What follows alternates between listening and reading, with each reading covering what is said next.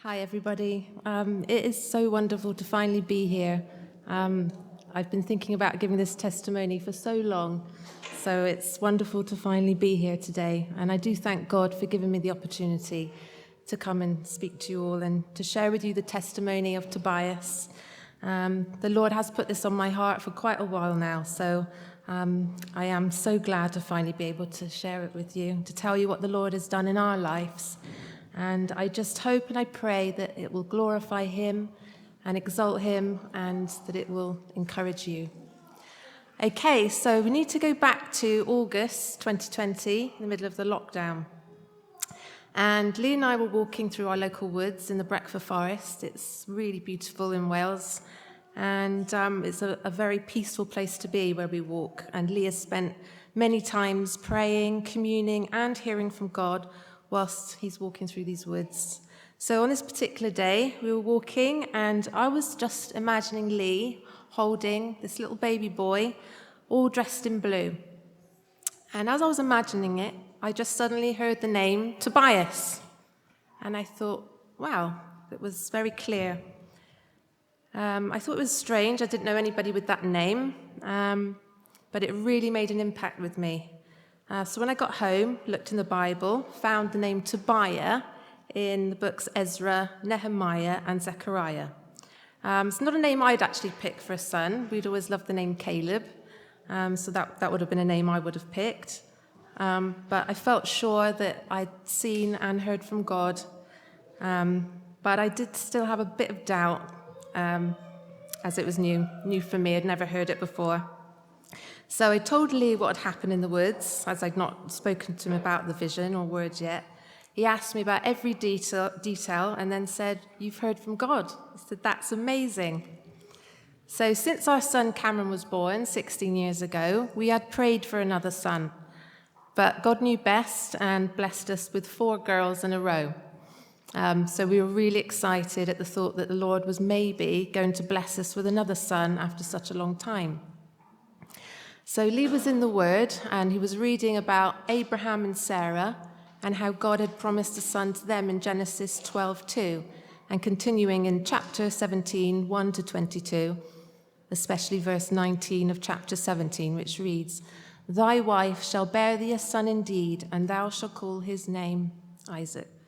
You remember that Sarah had laughed in disbelief in chapter 18, verse 12, and that God's response in verse 14 was, "Is there anything too hard for the Lord?" The original covenant had been given when Abram was 75 years old, and then renewed with Abraham when he was 99, and finally fulfilled when he was 100 years old. What a faithful God we have. And around the same time, a sermon from Pastor Paul was speaking on the same subject. So what confirmation from God, and what moving of the Holy Spirit. So a few months passed, and sure enough, I became pregnant. I was very excited to be pregnant again, as I wasn't sure that I did have much time left, as I was 44. And we were all getting used to the idea of having another baby. We decided that Tobias's middle name would be Levi. And we thought it was great because his initials would be TLC, Tender Loving Care. The children were also relieved that they were finally going to have a brother. And so we were all joyful, but then at 7 weeks, I actually started bleeding. So we went to the hospital for an emergency scan, and it didn't look very good. They said, "Come back in a week's time," but in the meantime, she said, to hope for the best, but expect the worst. I was very confused and discouraged at the thought of losing the pregnancy, because I'd felt so sure that I'd heard from God that day in the woods, and that he'd showed me the baby and given me his name too. So I started to feel doubt and unbelief had crept in. However, a couple of days later, I was listening to an online sermon titled "Be Not Afraid, but Only Believe." And as I was listening to the sermon, the pastor was talking about having faith. And he asked everyone to turn to Hebrews 11:1. "Now faith is the substance of things hoped for, the evidence of things not seen." And then said, if God said it, he'll do it. And then he said to turn to Numbers 23:19. "God is not a man that he should lie, neither the son of man that he should repent. Hath he said, and shall he not make it Or hath he spoken, and shall he not make it good? These words really touched my heart, and they spoke to me so deeply. I began to cry out to the Lord, and I asked for forgiveness for doubting him.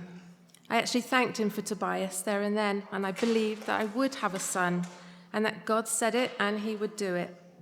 So a few days later, Lee had an appointment at the hospital for his heart. He'd been waiting for over a year for the appointment. It was a follow-up because he had blood clots on his lungs and a faulty valve in his heart that they discovered. So while he was there, they took his blood pressure, and it was dangerously high. He said to them that although he felt fine, I was having some pregnancy problems, so they just attributed it to that. They gave him results of his heart screening and monitoring and told him that out of mild, moderate, or severe, his heart condition was actually of moderate concern. Obviously, that wasn't good news, but things were about to get much worse. So I was at home with the children on this particular day. Olivia was having a day off college, and it would be a blessing as she was going to need to stay home and look after the younger children as I was about to be rushed to the hospital.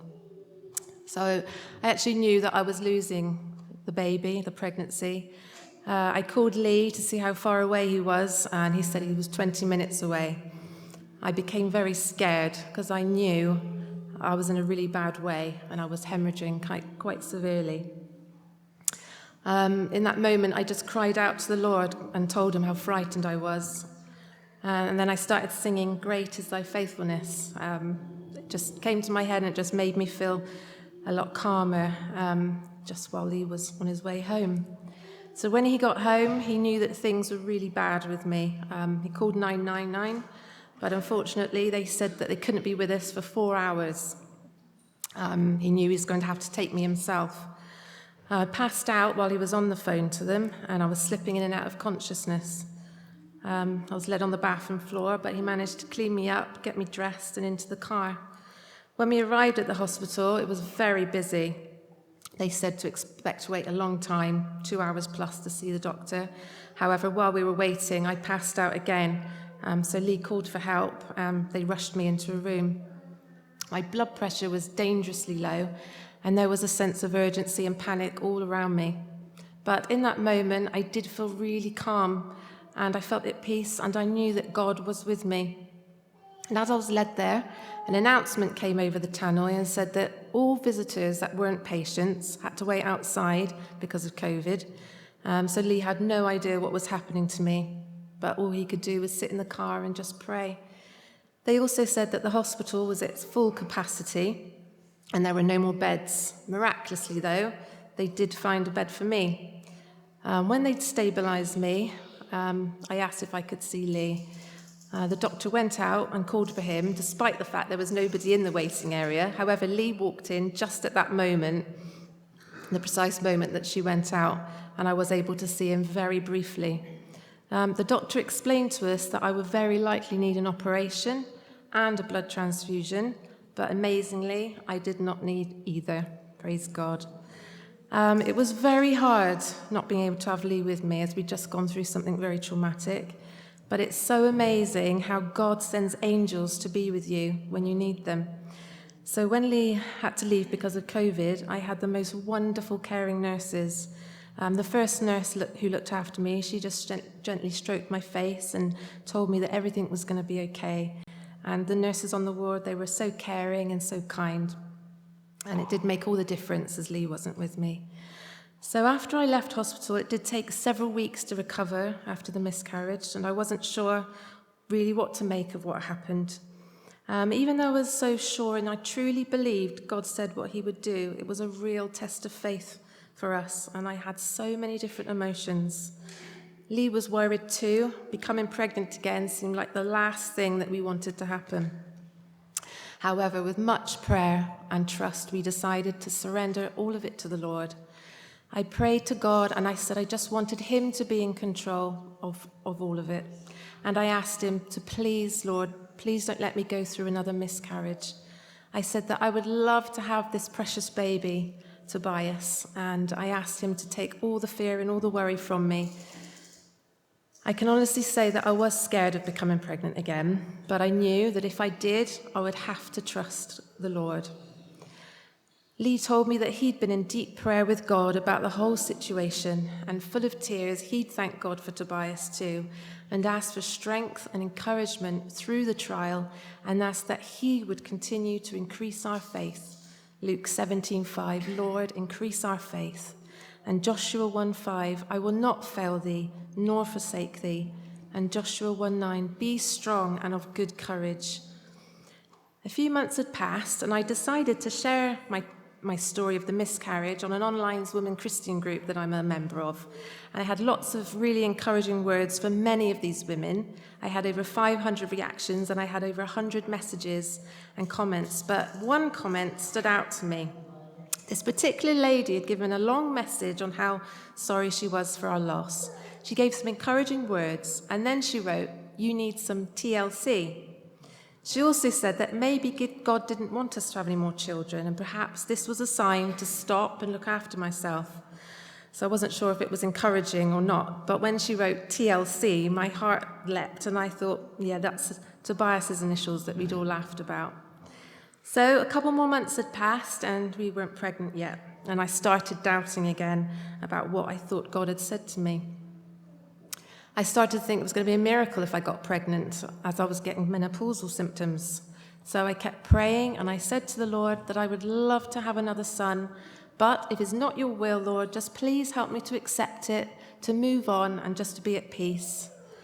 A couple more months later, I'm pregnant. Amazing.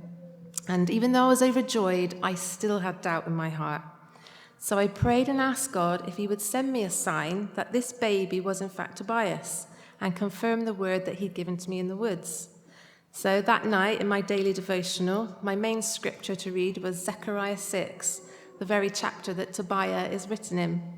And my heart leapt, but I still wasn't convinced. So, like Gideon, I asked the Lord to give me another sign. So the next day, we decided to take the children to the beach. Don't quite know why, as it was June, but it was cold, blustery and grey. After all, it is Wales. The beach was very quiet, and there was hardly anyone there. We decided to go into the park, and then a man arrived with his little boy, and he shouted out, Tobias! And my heart leapt again, and I was getting excited now. So I actually started talking to the little boy's dad, and I wanted to tell him that I absolutely love the name Tobias. He said he wasn't actually the little boy's dad, and him and his wife were in the process of adopting him. And it was the first time they'd actually spent time with this little boy. They were from Swansea originally, but lived in London, but they wanted to adopt a Welsh child, so they were only there for a couple of weeks. God has a very special way of confirming his word, and his timing is perfect. I told him that Tobias is a Bible name, and I told him the meaning, and he thought that was wonderful. So over the coming weeks, I was getting excited at the thought of having a boy. I even went out, bought some boys' clothes. However, the next day, I started bleeding again, and my heart sank. I ran out to Lee, who was painting outside. He dropped everything and just immediately prayed. I called the midwife. She said she couldn't get us a scan until the next morning. So while we were there, we saw the baby on the screen. He was absolutely perfect. She estimated us to be about 10 weeks, but there was a serious problem. There was a substantial hemorrhage called a subchorionic hematoma, and it's just like a big cloud over the baby. She said that it was very bad and that there was nothing they could do about it, and that usually the sheer volume of the blood as it leaves the body usually just takes the fetus with it. So she advised me just not to do any lifting and try and take it easy. When I got home, I researched the condition, and most doctors recommend complete bed rest. I did try my best to do this, but with 6 children at home, it is a bit tricky, as you can imagine. So our next scan would be at 12 weeks. Again, the sonographer looked at the baby. It was perfect. He was moving around, and he looked so happy, and he even looked like he was praying. He had his hands out like this, and she said, wow, look, he's got his hands together. It's got his hands together. Isn't that amazing? However, the hematoma had got even bigger. The sonographer told us it was very unlikely that this pregnancy was going to last and that I should expect a miscarry. She also said that if I did, there would be a severe loss of blood. This was going to be one of many evil reports that we would receive from the hospital. She recommended having weekly scans, but we didn't see the point, so we refused and said that we'd wait until the 20-week scan. She didn't seem very hopeful. She said, "I am so sorry," and said, "Lovely baby, though." So we left feeling very discouraged, but when we got home, we reflected on the day, and we sought the Lord for comfort, and he did lift us up. And Psalm 121, 1 and 2, "My help cometh from the Lord." Lee, whilst in prayer, was meditating on another woman with an issue of blood and said that all I need to do was, like her, touch the border of Jesus' garments and that I would be healed. The weeks passed and I found some days harder than others. It was nearing the end of summer and there were a couple of events that we'd planned to go to. One of them was the annual conference at Cloverley Hall and another one was a Christian home ed camp for the children in Newtown. We thought we shouldn't really go anywhere just in case something happened to me, but I didn't want to miss the conference or let the children down by cancelling their holiday. I knew I could trust God, but I did want to be wise as well. So we decided that we would go to the conference, and I'm so glad we did because it was such a blessing and it was nice to have fellowship, and it just took my mind off everything for a little while. Lee wasn't so sure, though, about taking the children on the holiday, as I'd have to go on my own because Lee'd have to stay at home with all the animals. His main concern was that there was no one to drive me to the hospital if there was a problem. However, a dear sister in Christ said that she'd be there for me and take me if anything happened. God's wonderful provision again. So while I was there, I had told many sisters in Christ what I'd heard from God and that I was going to have a boy. I was still so sure that I felt I just had to tell people.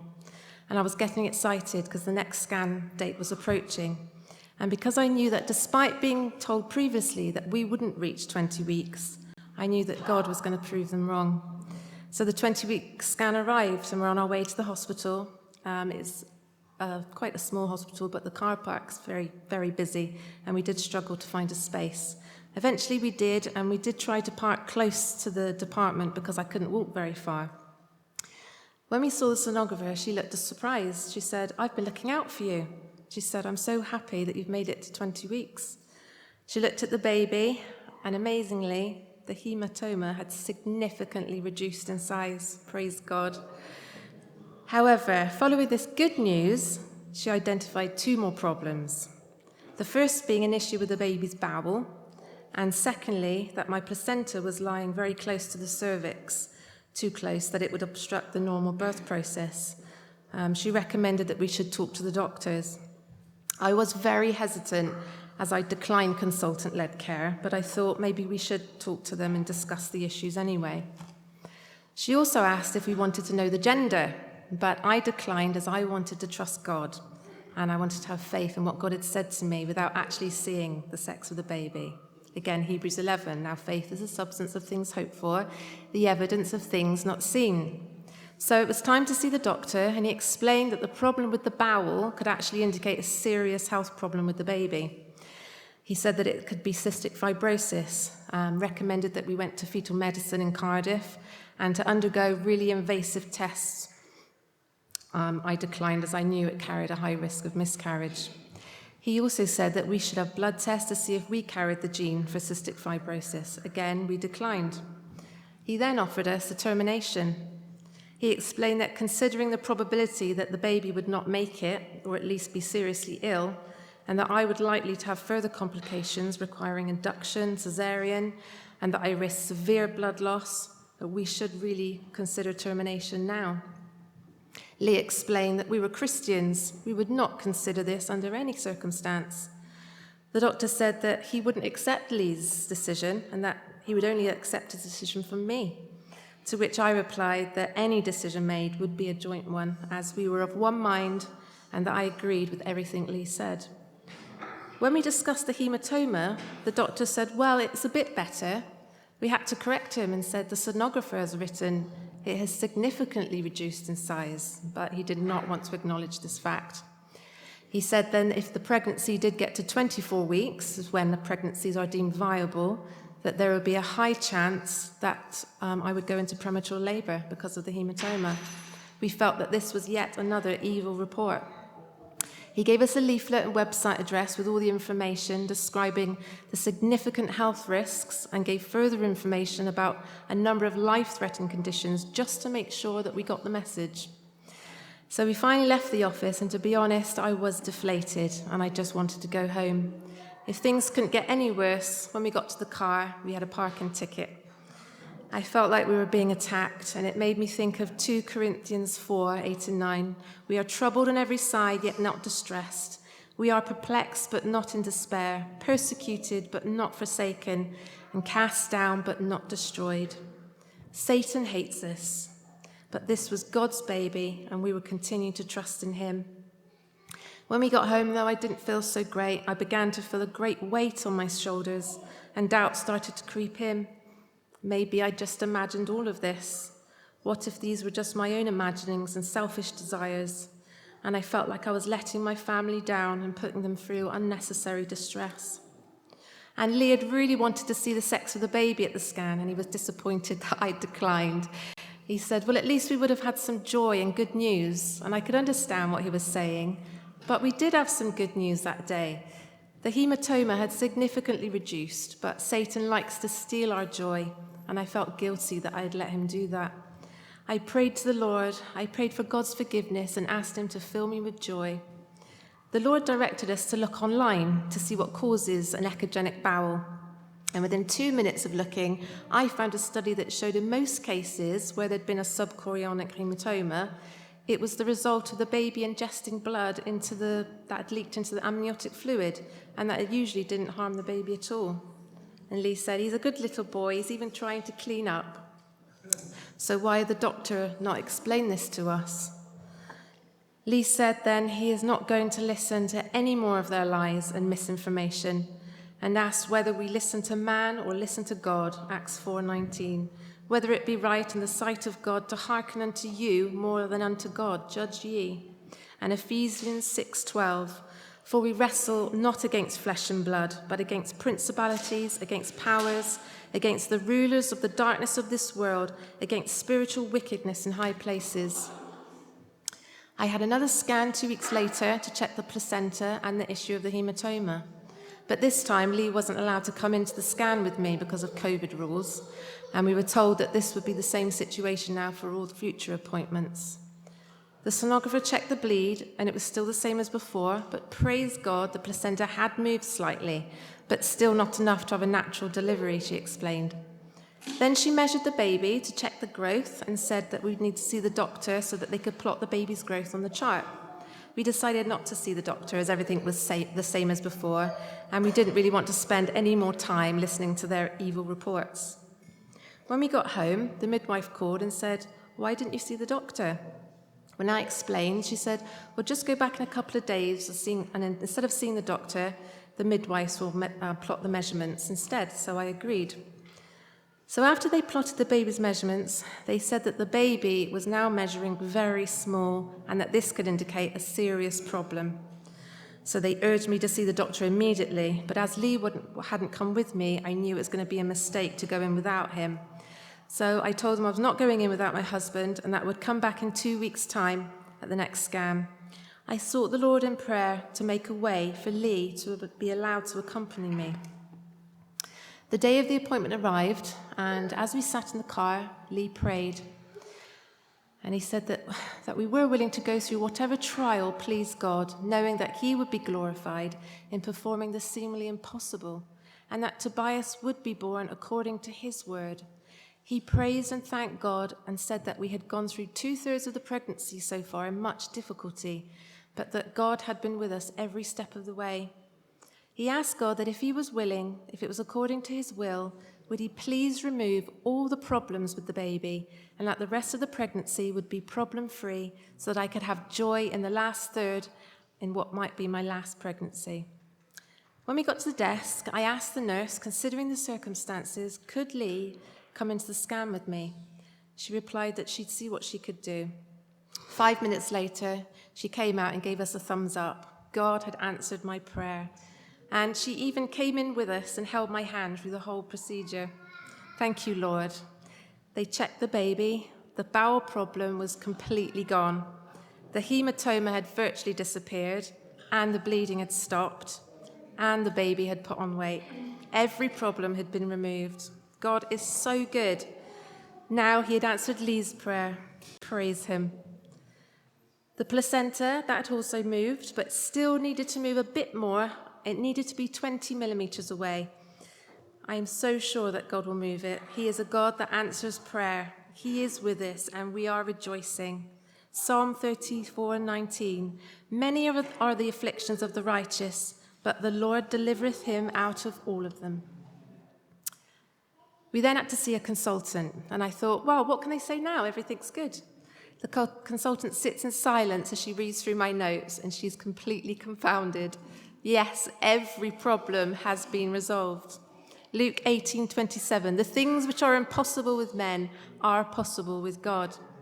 Now, this particular doctor had been my consultant for the previous 2 children, and she was the reason I declined consultant care, as she'd given an evil report with them too.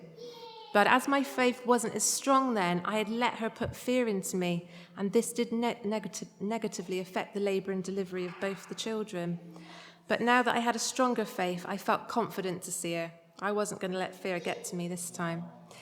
Even though she couldn't say anything about all the problems that had been resolved, she was very quick to remind me, being an older mum carried lots of other risks. It was our 8th baby too. This multiplied the risks further. So she recommended a cesarean if the placenta didn't move at least 20 millimeters or more. She also recommended that I get tested for diabetes, take an aspirin every day because of blood clots risk. On top of that, she wanted to book us in for induction at 40 weeks if the baby had not arrived by then either, which that would mean giving birth on the labour ward and being continually monitored, combined with need to have blood on standby in the likely case that I'd have a significant bleed during the birth. I tell her I won't be having any of that, and I decline all her recommendations. My trust is in God. My birthing plan was to be on the midwife-led unit in the pool with as little intervention as possible. I also tell her that having an aspirin a day probably wasn't a great idea because of the bleeding, and she does agree with that, but doesn't agree with any of my other plan, but says it's your choice.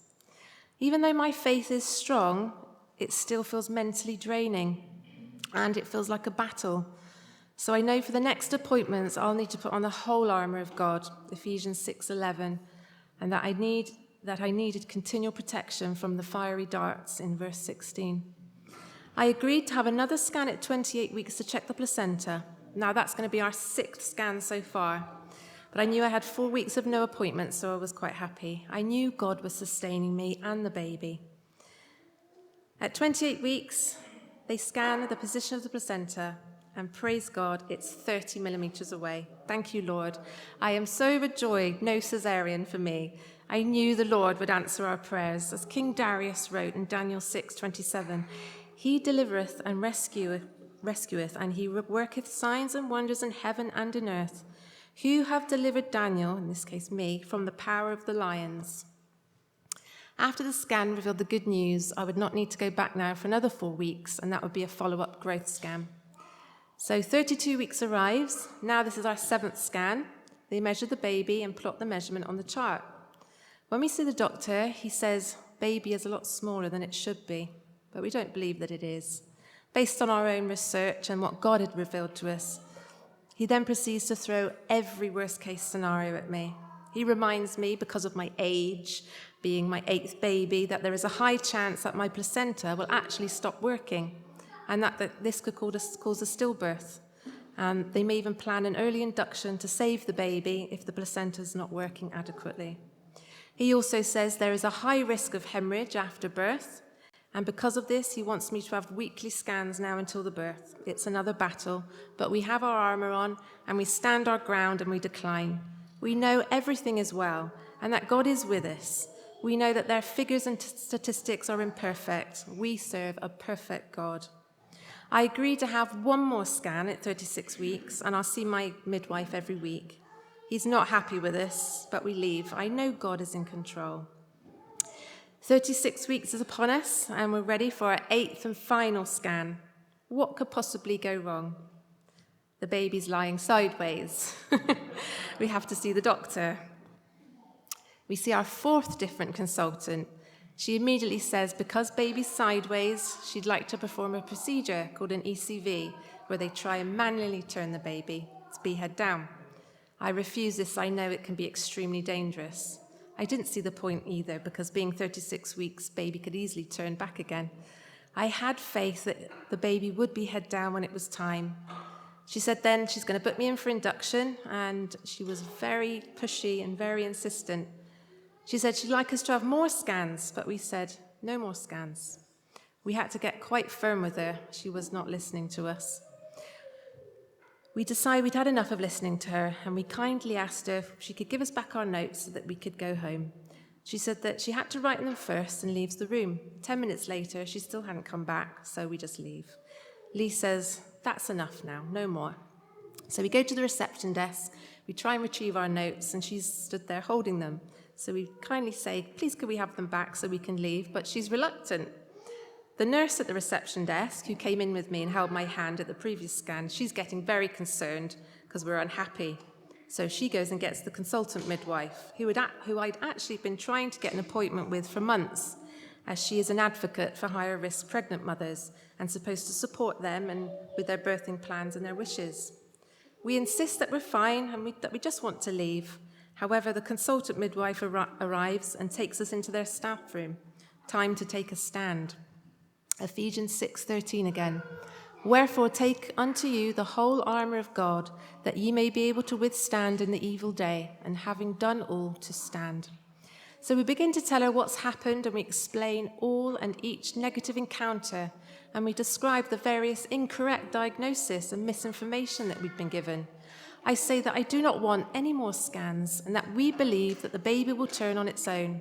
I tell her how I'd like to give birth in the midwife-led unit in the pool with little intervention as possible. She says that's fine, and it's my choice and decision to do that, even though the doctors don't advise it.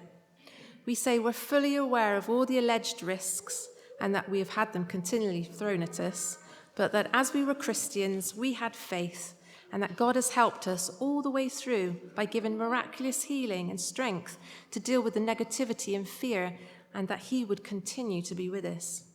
She says that she's going to write it all up and email my plan to everyone concerned.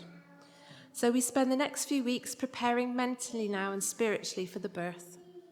I know that I must not let fear in, and I press into God and keep praying fervently for his loving kindness and his loving guidance, I have lots of key scriptures that I've written down on cards to help encourage me. But about 2 weeks before the birth, I get really discouraged. What if I was wrong, and what if it's a girl? We had told so many people that we were having a boy, and that God had spoken to me and given me the name Tobias. And even though we had 8 scans, we had not seen the gender of the baby. This, of course, in itself was amazing. I didn't want to let God down. I knew that God didn't make mistakes, but could there be a chance that I had simply imagined what God had said? I had to dismiss doubts from my mind. We were going to have a boy. Lee also said that there was a possibility that we were wrong, but that he was going to continue to stand on what God had said to me. He was prepared to be wrong and said that he was willing to look like a fool for God, but be full of faith, rather than the opposite position of knowing the sex of the baby by seeing it on a scan, but lacking in faith. He said, and had always said, that God has given us another boy and that we were just waiting on God's timing. His main concern was that God would be honored and glorified, and that we would not bring shame to his holy name after having told so many people. He said that he thought the consequences of being wrong would be so hard to bear on many levels. I was reading through an old diary from 2020, and I found a folded up piece of paper at the back which read, "Today God told me I'm going to have a boy, and his name is Tobias." So we were just a few days away now from giving birth, and Lee had the thought given to him that the baby would be born on the 3rd of March at 3 o'clock. The 3rd came, and sure enough, I started contractions at 3 o'clock in the morning. I called my midwife and asked if she'd come and see and check if baby was head down. But she advised me to go to the labour ward and have a scan, as it was the only guaranteed way of knowing. I agreed, but when I came off the phone, I regretted calling her. Lee said that I wasn't trusting that God was going to make sure baby was head down. But as it happened, the contractions had stopped, so we didn't need to go in after all. But by bedtime, about 10 o'clock, the contractions started again, and by midnight they were every 10 minutes. So it was time to head to the hospital. We were finally going to get to meet this precious baby. We headed to the labour ward, and the midwife was confident baby was definitely head down, praise God. She said that I was very calm to be in labour and that I must have a very high pain threshold. I don't have a high pain threshold at all, but I really was not in much pain. I had prayed over the whole pregnancy to have a pain-free supernatural birth. Lee had done the same, and some sisters I know, and God was going to answer that prayer. So Lee tried to hurry the midwife along and said, maybe it's a good idea to start running the pool. So we made our way down to the midwife-led unit, and the pool had already been filled, and she just left us to it. Everything went perfectly. I felt very calm. The pain was really manageable.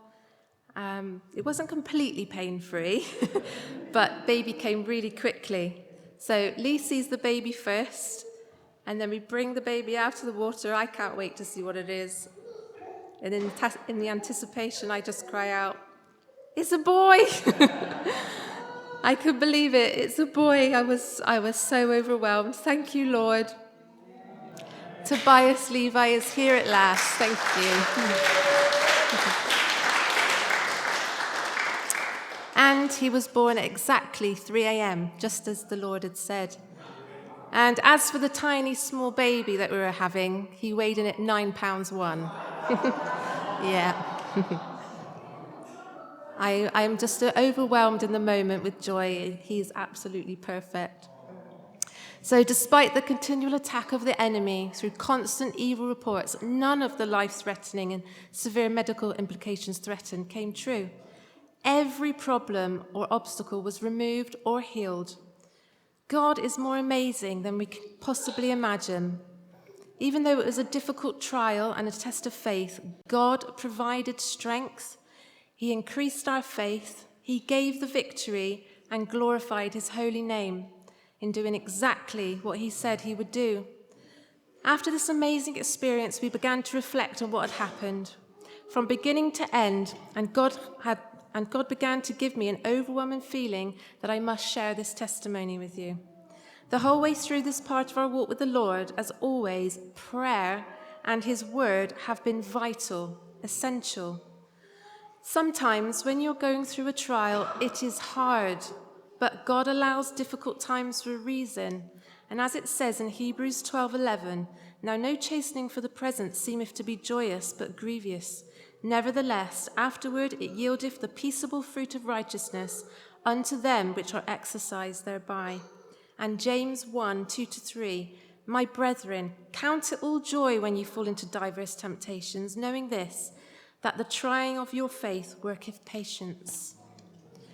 This message is echoed by the Apostle Paul in Romans 5:1-4, with tribulation worketh patience, then experience, and lastly hope. And when you're in a battle, even though God has revealed the outcome ahead of time, it's only at the end of the battle that the victory is won. 1 Corinthians 15:57. But thanks be to God, which give us the victory through our Lord Jesus Christ. Despite our imperfection, failings, weaknesses, doubts, and fears, it is important to acknowledge that we must trust God and surrender fully to him and allow him to make us perfect according to his good will and perfect timing. Philippians 4:13, this is a very special verse for me through the pregnancy. I can do all things through Christ, which strengtheneth me. And 2 Corinthians 12:9, for my strength, that is of Jesus, is made perfect in weakness. What we have also learned is that his blessing is perfect. As it says in Proverbs 10:22, the blessing of the Lord, it maketh rich, and he addeth no sorrow to it with it. And of course, another favorite verse of mine, Romans 8:28. And we know that all things work together for good to them that love God and to them who are called according to his purpose. Amazing scriptures that we must take to heart. God is perfect in all his ways. Following the birth of Tobias, we spent time in Scripture recognizing that the stories recorded in the Bible are more real than we ever realized or understood. The word truly is a living word, as described in Hebrews 4:12. God has spoken in several places at various times about women and giving the blessing of children. The inheritance of the Lord and the fruit of the womb is his reward, recorded in Psalm 127, verse 3. We read more of these accounts in 1 Samuel 1:27. For this child I prayed. Of course, this was about Samuel. And it was Samuel who set a stone and called the name of it Ebenezer. And we can truly say that hitherto had the Lord helped us. In Judges 13:2-8, thou shalt conceive and bear a son, speaking of Samson. O Lord, teach us what we shall do unto the child that shall be born.